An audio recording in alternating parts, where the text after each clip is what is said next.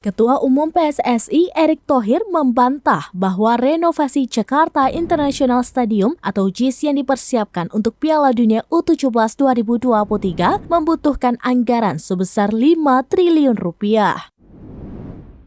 FIFA secara resmi telah menunjuk Indonesia sebagai tuan rumah Piala Dunia U17 2023 menggantikan Peru.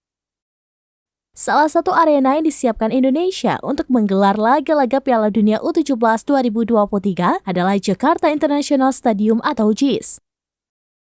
Namun, untuk menggelar pertandingan Piala Dunia U17 2023, salah satu kendala yang dihadapi JIS adalah kualitas rumput.